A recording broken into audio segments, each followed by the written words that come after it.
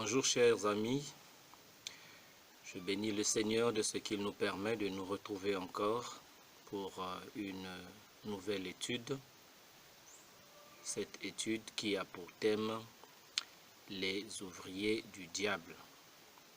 De manière précise, les caractéristiques des ouvriers du diable. Nous allons prier. Seigneur notre Dieu, merci pour ta parole. Merci pour ton esprit qui a inspiré ta parole et qui révèle aussi ta parole. Je te recommande cette courte étude et je prie, Seigneur, que tu sois toi-même l'enseignant principal, que tu parles par ton serviteur et que tu aides tes enfants, mes frères et sœurs qui vont écouter ce message à pouvoir mieux le comprendre, mieux le discerner et marcher dans la pratique de ta parole afin qu'il soit libre de toute mauvaise influence. Bénis ces instants et que Jésus soit glorifié. Amen. Nous allons donc pouvoir parler des ouvriers du diable. Le texte de base que j'ai choisi pour cette étude est Matthieu chapitre 7, les versets 15 à 20. Matthieu chapitre 7, versets 15 à 20. Il est écrit ceci: « Gardez-vous des faux prophètes. Ils viennent à vous en vêtements de brebis, mais au-dedans ce sont des loups ravisseurs. Vous les reconnaîtrez à leurs fruits. Cueille-t-on des raisins sur des épines ou des figues sur des chardons? Tout bon arbre porte des bons fruits, mais le mauvais arbre porte de mauvais fruits. Un bon arbre ne peut porter de mauvais fruits, ni un mauvais arbre porter de bons fruits. Tout arbre qui ne porte pas de bons fruits est coupé et jeté au feu. C'est donc à leurs fruits que vous les reconnaîtrez. » Les faux prophètes ont existé depuis l'Ancien Testament et ceux-ci se faisaient passer pour les messagers de Dieu tandis que leur message ne venait nullement du Seigneur. Ils proclamaient ce que les rois et le peuple d'Israël voulaient entendre en vue d'avoir bonne presse à leurs yeux.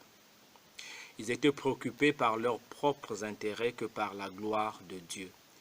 Et l'esprit du mensonge qui a animé ces faux prophètes de l'Ancien Testament est aujourd'hui présent dans notre siècle, comme aussi au temps de Jésus-Christ.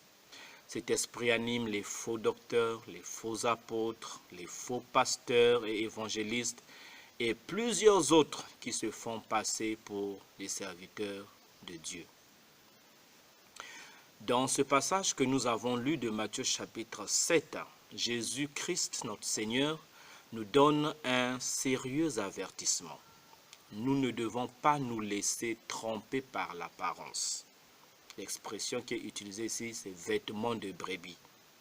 Oui, ces faux ouvriers ont des vêtements de brebis, donc ça c'est l'apparence extérieure, mais au-dedans, ce sont des loups ravisseurs, parce que l'apparence est trompeuse. Vous ne pouvez pas juger de l'authenticité d'un serviteur de Dieu juste en le voyant. Non, ce n'est pas possible. Le Seigneur nous dit que nous reconnaîtrons ces faux prophètes par leurs fruits. Nous les reconnaîtrons à leurs fruits. Ces fruits sont leur caractère, mais aussi l'influence qu'ils ont sur ceux qui les suivent ou reçoivent leur message. Remarquez que le Seigneur Jésus-Christ n'a pas dit qu'ils seront reconnus par leurs dons, mais par leurs fruits. Pourquoi?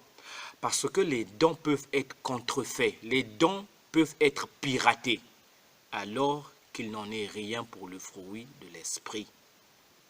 Jésus avait déjà averti ses disciples que plusieurs faux prophètes viendront dans le monde et qu'ils feront plusieurs miracles au point même de séduire les élus. Je vais relire ce passage avec vous, Matthieu chapitre 24, le verset 24.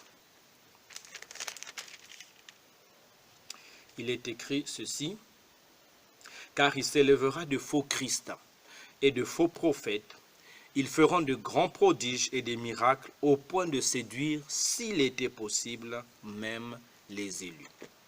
Donc, il arrivera un temps où ces faux prophètes viendront et feront des miracles, mais ce seront des miracles mensongers. Et ça se passe déjà aujourd'hui. Des miracles accomplis par la puissance de Satan. Ce qui veut dire que nous ne devons pas juger de l'authenticité d'un ministre de Jésus juste par les miracles qu'il accomplit ou les dons qu'il possède. Parce que Satan est un maître dans l'art d'imiter et de contrefaire.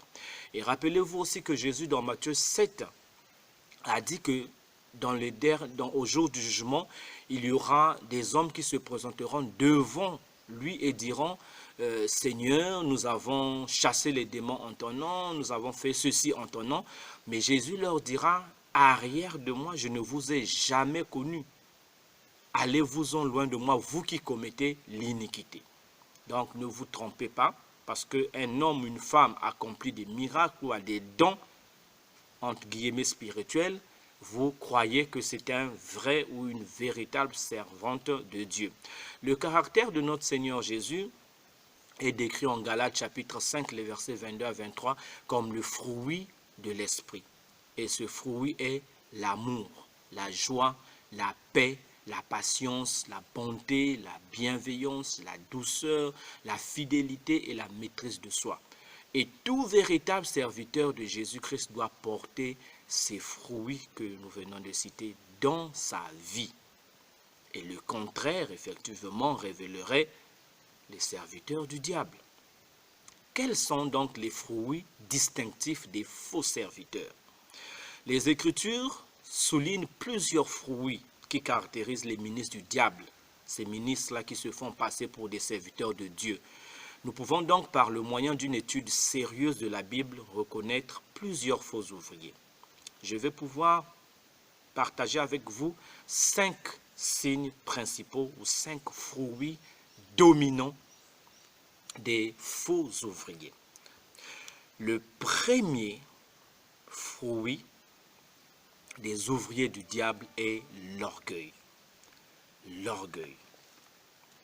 Nous allons lire dans 1 Timothée, chapitre 6, les versets 3 et 4.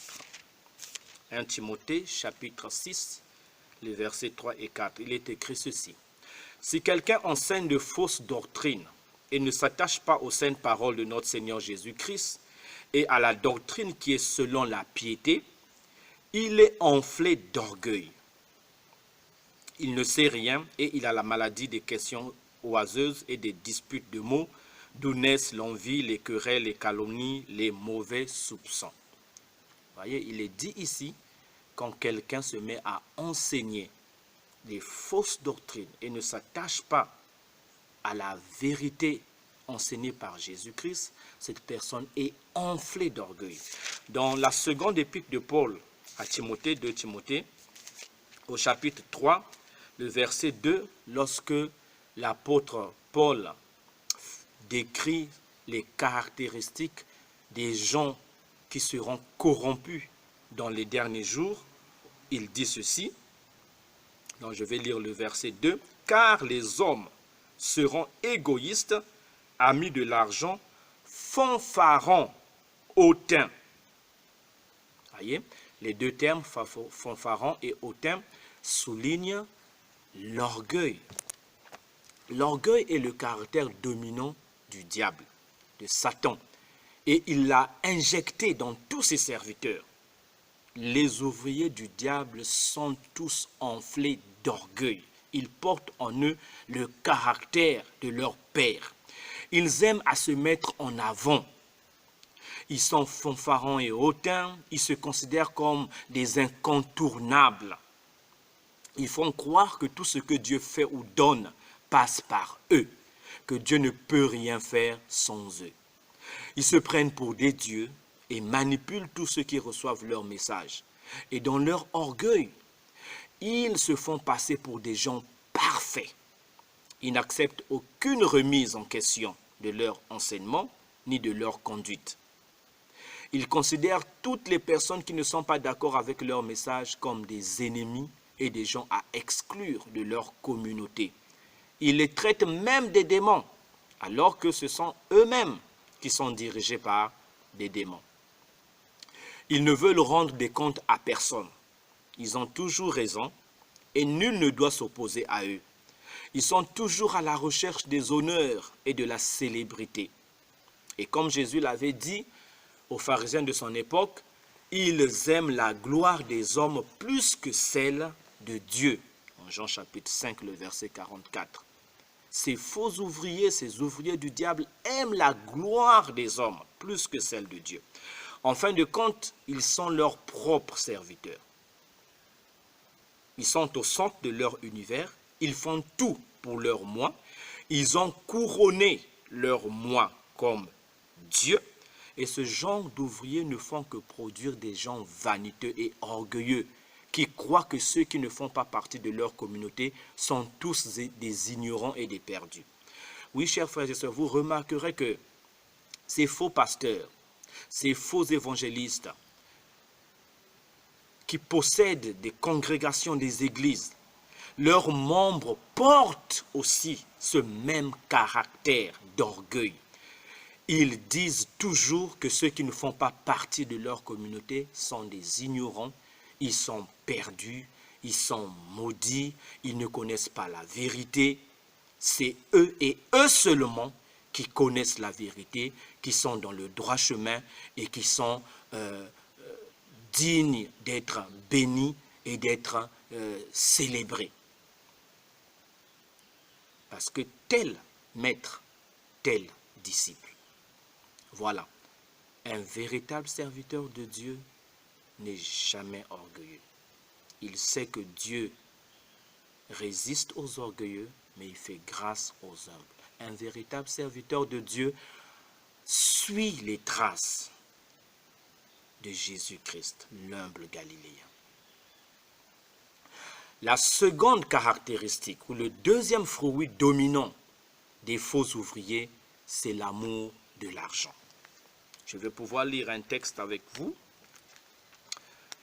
1 Timothée, le chapitre 6. Et à partir du verset 5, deuxième partie, 5b. 1 Timothée, chapitre 6, verset 5b.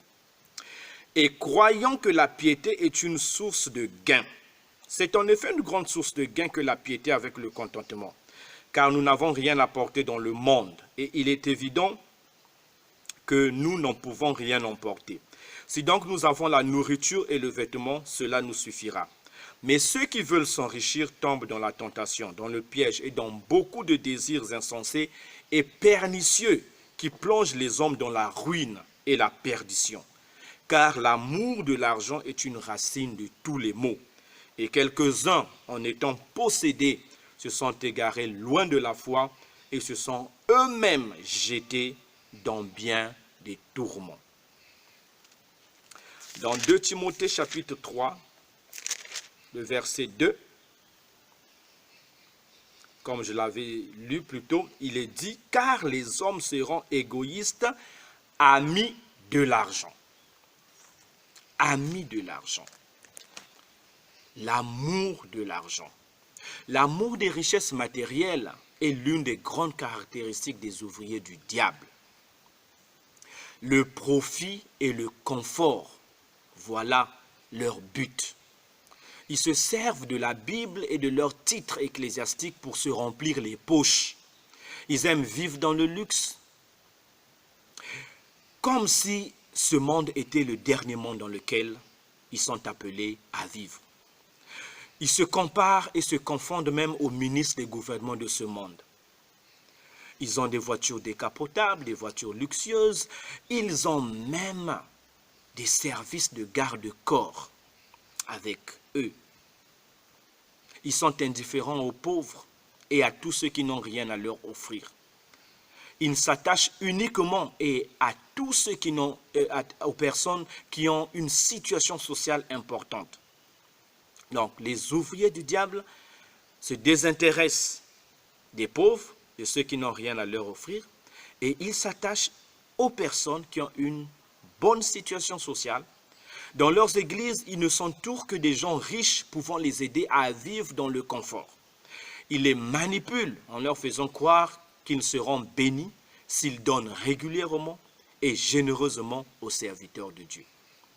Ces ouvriers vont même jusqu'à vendre leurs services. J'ai déjà entendu parler des soi-disant pasteurs qui fixent un tarif pour les prières, un tarif pour la cure d'âme, un tarif pour la délivrance. Donc rien n'est gratuit, alors que Jésus-Christ avait enseigné à ses disciples de donner gratuitement tout ce qu'ils avaient reçu de Dieu. Les ouvriers du diable sont très cupides. Et ils sont égoïstes. Ils aiment recevoir et ils n'aiment pas donner. Par amour pour l'argent, ils ont adopté un autre évangile.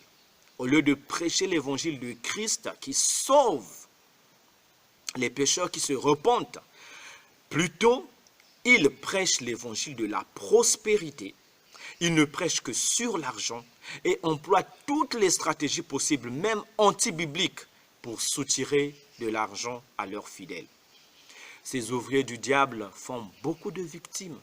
Ils ont dépouillé de nombreux pères et mères de famille qui ne peuvent plus s'occuper de leur propre famille. Et ces ouvriers sont même prêts à exclure, et ils le font, exclure de leurs églises tous ceux qui ne payent pas leurs dîmes. Et une telle façon de faire n'est pas justifiée par les Saintes Écritures. Nulle part dans la Bible nous voyons les apôtres du Seigneur faire sortir des assemblées les pauvres, les gens qui n'ont rien à payer. Les faux ouvriers, les serviteurs du diable sont remplis de l'amour de l'argent. Ils sont très matérialistes. Et pour cela, ils induisent beaucoup dans l'erreur. Parce qu'ils enseignent un faux évangile, l'évangile de la prospérité. Troisième fruit. Le troisième fruit, c'est le plaisir immoral. Je reprends ma Bible pour lire dans 2 Timothée, chapitre 3, les versets 3 à 4.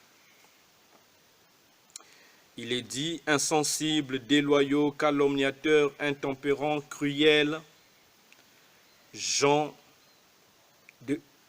cruels, ennemis des gens de bien, traîtres, emportés, enflés d'orgueil, aimant le plaisir plus que Dieu.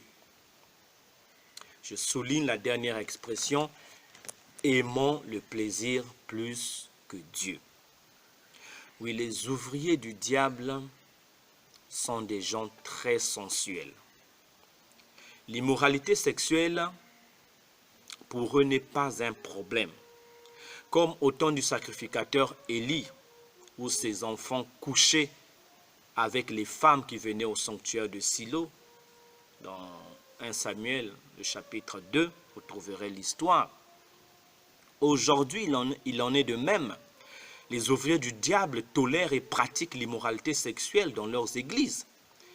Ils enseignent qu'il est acceptable pour les croyants de pratiquer la fornication, l'adultère et autres activités sexuelles illicites, et que cela n'aura aucun effet sur leur salut. Donc dans les églises de tels ouvriers, les gens qui commettent l'immoralité sexuelle sont tranquilles, ils ne sont pas dérangés. Les jeunes pratiquent la fornication, ils ne sont pas dérangés parce qu'on ne leur dit jamais que c'est mal. Ils s'adonnent à la masturbation, ils s'adonnent à la pédophilie, ils s'adonnent à la prostitution, il n'y a aucun problème. Pour ces ouvriers, en fait, ils tolèrent cela parce qu'ils ne veulent pas eux-mêmes être dérangés quand ils vont se mettre à pratiquer ce genre d'activités qui sont en abomination à Dieu.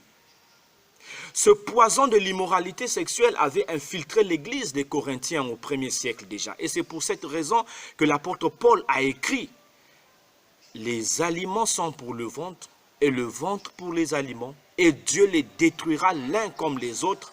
Mais le corps n'est pas pour l'impudicité, il est pour le Seigneur, et le Seigneur pour le corps. Fuyez l'impudicité, quelque autre péché qu'un homme commette. Ce péché est hors du corps, mais celui qui se livre à l'impudicité pêche contre son propre corps. 1 Corinthiens chapitre 6, les versets 13 et 18. L'apôtre Paul a condamné l'immoralité sexuelle. L'impudicité ne doit pas être nommée parmi les enfants de Dieu. Mais les ouvriers du diable aiment la sensualité et ne suivent aucunement l'ordre de vivre la sanctification. Ils ne prêchent jamais contre l'immoralité sexuelle pour qu'ils soient libres de s'adonner à ce péché. Ils ont les yeux sur toutes les belles jeunes filles et les belles dames de leurs églises. Et ils leur proposent des fonctions importantes juste dans le but de coucher avec elles. Et même les femmes mariées font partie de leurs victimes. Beaucoup de femmes qui aiment se confier à ces ouvriers ont fini par se retrouver dans le même lit avec eux. La Bible dit, chers frères et sœurs, ce que Dieu veut, c'est votre sanctification. C'est que vous vous absteniez de l'impudicité, car Dieu ne nous a pas appelés à l'impureté, mais à la sanctification. 1 Thessaloniciens chapitre 4, les versets 3 et 7. Mais les ouvriers du diable rejettent ces recommandations. Ils sont des coureurs de jupons, ils sont des polygames et ils tolèrent facilement ce genre de péché dans leurs églises. Un autre fruit des faux ouvriers, c'est un évangile humain. Je vais pouvoir lire Matthieu, chapitre 15. Matthieu, chapitre 15. Je vais lire le verset 3 et ensuite le verset 7 à 9. Il leur répondit, « Et vous, pourquoi transgressez-vous le commandement de Dieu au profit de votre tradition ?» Le verset 7. « Hypocrite, Ésaïe a bien prophétisé sur vous quand il a dit, « Ce peuple m'honore des lèvres, mais son cœur est éloigné de moi. C'est en vain qu'il m'honore en enseignant des préceptes qui sont des commandements d'hommes. » Et dans Colossiens, chapitre 2, Colossiens chapitre 2, le verset 8, il est écrit ceci, « Prenez garde que personne ne fasse de vous sa proie par la philosophie et par une vaine tromperie, s'appuyant sur la tradition des hommes, sur les rudiments du monde et non sur Christ. » Oui, une autre marque caractéristique des ouvriers du diable est liée à la doctrine qu'ils enseignent. Ils enseignent un évangile qui se fonde plus sur la tradition humaine et des expériences religieuses, souvent d'origine satanique. La Bible n'a pas sa place prioritaire dans leur enseignement et ils ne reconnaissent pas son autorité suprême pour valider la vérité. Leur doctrine est un mélange de philosophie humaine et des mensonges venant des démons. C'est un enseignement captivant qui finit par asservir ceux qui y croient et les place sous l'influence de Satan. Les faux ouvriers font souvent croire à leurs ouailles qu'ils ont aujourd'hui une plus grande révélation que les apôtres du Seigneur Jésus avaient possédée et qu'ils ont une plus grande connaissance spirituelle. Ils déballent leur théorie comme si c'était le fin mot de l'histoire. C'est comme s'ils venaient de recevoir la dernière révélation. Paul nous avertit qu'il viendra un temps où les gens se détourneront de la saine doctrine, c'est-à-dire la vérité de notre Seigneur et Sauveur Jésus-Christ, et se tourneront vers les fables, c'est-à-dire des histoires imaginées par les hommes. 2 Timothée chapitre 4, les versets 3 à 4. La personne et l'œuvre de Jésus ne sont jamais au centre de la doctrine des ouvriers du diable. C'est vrai, ils peuvent parler de Jésus superficiellement. Ils vous font entendre le nom de Jésus juste pour vous faire croire que c'est une congrégation chrétienne, mais ça n'a rien de chrétien. Ils enseignent plutôt ce que l'homme veut entendre pour qu'il se sente bien. Le salut proclamé, c'est le salut par les œuvres, un salut méritoire. Et parfois même un salut acheté. Parce qu'ils promettent la délivrance à ceux qui ont une forte somme d'argent à donner. Le piège, c'est que tout autre évangile ne peut que détruire la vie spirituelle de ceux qui le reçoivent. Chers amis, faites attention à ce genre d'enseignement qui ne se fonde pas sur l'œuvre et la personne de notre Seigneur et Sauveur Jésus-Christ. Quand Jésus-Christ est ignoré, quand l'œuvre de la croix est ignorée, quand on vous enseigne que vous pouvez être sauvé sans passer par la repentance envers Dieu et la foi en Jésus-Christ, sans l'abandon de vos péchés, c'est un évangile poison. Rejetez-le aussitôt. Ni votre argent, ni votre connaissance, ni aucun rite religieux ne pourront vous sauver. Seule la repentance envers Dieu et la foi en Jésus-Christ peut vous conduire au salut. Le dernier fruit dominant que j'aimerais partager avec vous est la dureté, ou je dirais même la méchanceté. Dans 2 Timothée, chapitre 3, le verset 3, Paul dresse ici certains traits de caractère distinctifs des ouvriers du diable. 2 Timothée, chapitre 3, le verset 3, je vais lire la liste que l'apôtre Paul donne.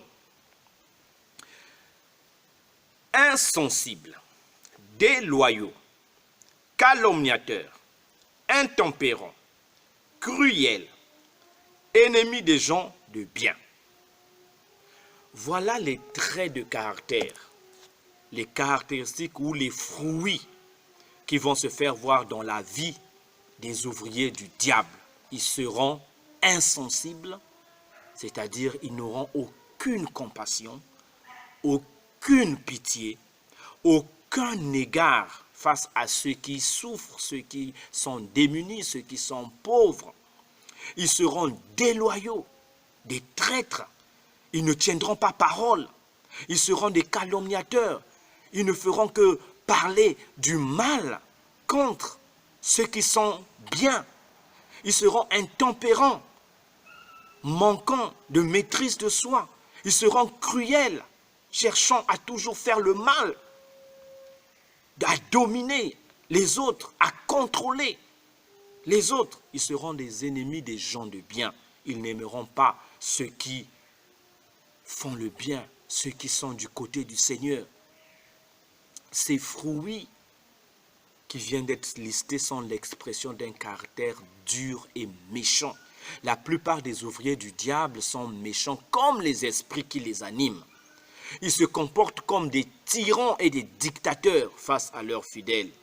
Ils font même subir des châtiments corporels et psychologiques à tous ceux qui les ont offensés.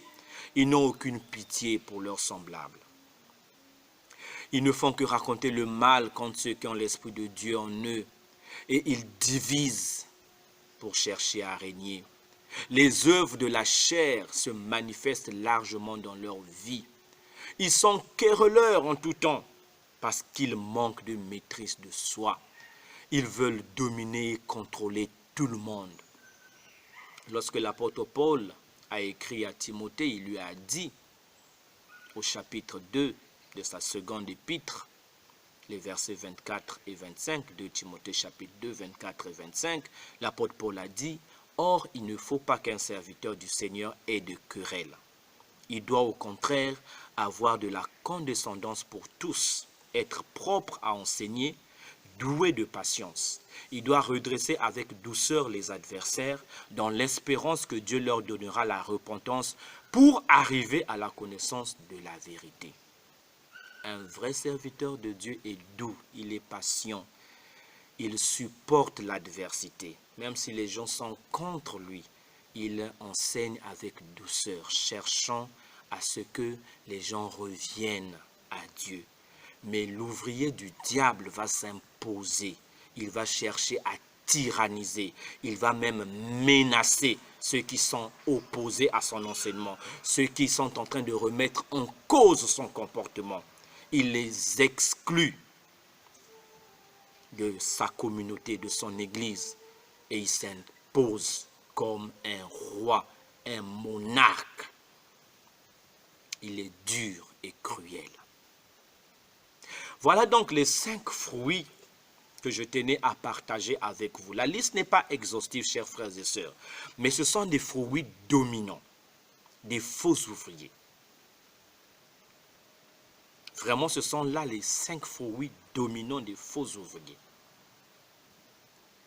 Je tiens encore à les résumer, à les répéter. Les faux ouvriers sont remplis d'orgueil.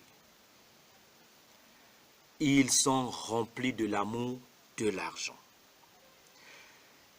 Ils aiment le plaisir immoral.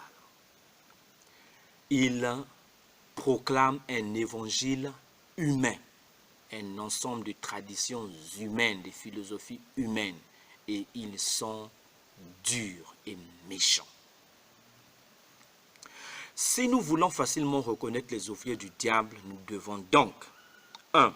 Discerner leur caractère. La question que nous devons nous poser, ont-ils le fruit de l'esprit?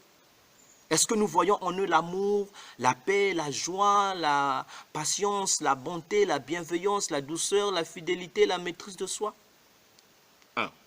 2. Nous devons discerner leurs motifs, leur motivation. Cherchent-ils la gloire de Dieu ou leur propre gloire? Ça, c'est la question que nous devons nous poser. Quand nous les entendons prêcher, enseigner, quand nous les voyons vivre leur vie, recherchent-ils leur propre gloire ou recherchent-ils la gloire de Dieu? 3. Nous devons éprouver le fruit de leur vie et de leur message. Donnent-ils un exemple honorable à suivre ou bien leur vie contredit le message de Jésus-Christ? Lorsque nous faisons la balance entre ce qu'ils enseignent et comment ils vivent, y a-t-il une relation ou bien y a-t-il une contradiction? Vivent-ils ce qu'ils enseignent ou bien ils vous disent « Faites ce que je vous dis et ne faites pas ce que je fais ». Est-ce qu'ils donnent un exemple à suivre comme le Seigneur Jésus nous avait donné un exemple à suivre? Quand il enseignait, il le disait à ses disciples « Faites comme j'ai fait ». Quatrième chose, nous devons discerner la source de leur message. Et la question que nous devons poser, ce qu'ils enseignent, vient-il des Saintes Écritures ou bien des philosophies et traditions humaines? Quelle est la source de leur inspiration? Quelle est la source de leur message? Voilà les 4 orientations que je vous livre, chers frères et sœurs. Discernez leur caractère. Ont-ils le fruit de l'esprit? Discernez leurs motifs. Recherchent-ils la gloire de Dieu ou leur propre gloire? Éprouvez le fruit de leur vie et de leur message. Est-ce qu'ils donnent un bon exemple à suivre ou bien leur vie contredit le message de Jésus-Christ? Et quelle est l'influence que leur message a sur ceux qui les écoutent, ces gens-là, qui les écoutent et reçoivent leur message? Donnent-ils le bon exemple à suivre dans leur vie quotidienne, dans leur lieu de travail, au sein de leur famille? Est-ce qu'on peut suivre leur exemple? Et dernier point, discerner la source de leur message. Ce qu'ils enseignent est-il fondé sur les Saintes Écritures ou bien sur des vaines traditions humaines ou sur les inspirations démoniaques? Chers enfants de Dieu, nous possédons deux grandes ressources pour nous aider à reconnaître les faux ouvriers qui ont l'apparence de la piété, mais qui en renient ce qui en fait la force. 1. La Bible. 2. Le Saint-Esprit. Nous devons donc étudier la Bible et nous laisser conduire par le Saint-Esprit. Le malin est tellement rusé qu'il peut très bien se cacher dans un soi-disant serviteur de Dieu sans qu'on le reconnaisse pendant très longtemps. Mais le Saint-Esprit sait tout et il est capable de nous révéler qui est qui véritablement. Le Saint-Esprit sait tout et il est capable de nous révéler qui est qui véritablement. Si nous nous laissons diriger par le Saint-Esprit et si nous sommes sérieux dans l'étude de la parole de Dieu, alors nous ne nous laisserons jamais séduire par les faux ouvriers du diable qui sont déguisés en ministres de justice. Je prie que cet enseignement vous aide à user de discernement, mais surtout vous motive à vraiment prendre au sérieux l'étude de la parole de Dieu pour ne pas que vous soyez trompés et égarés loin de la vérité. Je vais prier. Seigneur, ton serviteur a dit dans le psaume 36, « Par ta lumière, nous voyons la lumière ». Je prie que tu éclaires tous ceux qui ont entendu cette étude et que tu puisses éclairer de ta lumière tous ceux qui aujourd'hui ont déjà été séduits, trompés par les ouvriers du diable, afin qu'ils reconnaissent le mensonge auquel ils ont cru et qu'ils se dégagent de ce mensonge, qu'ils rejettent cette influence et qu'ils reviennent à toi. Seigneur, fortifie dans le monde tous ceux de tes serviteurs, les authentiques serviteurs qui enseignent ta parole en toute vérité et par la puissance de ton esprit. Et continue à les utiliser efficacement et puissamment. Sois loué, sois exalté par Jésus-Christ notre Seigneur. Amen. Bien, je vous souhaite toute la bénédiction du Seigneur tout au long de ce mois de juillet.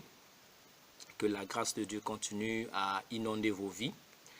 De même qu'il a été avec nous pendant les 6 premiers mois de l'année, je suis certain qu'il le sera encore au cours de ces 6 derniers mois de cette année 2020, car Dieu est fidèle, il a promis d'être avec nous tous les jours jusqu'à la fin du monde, et il n'est pas un homme pour mentir, ni un fiston pour se repentir.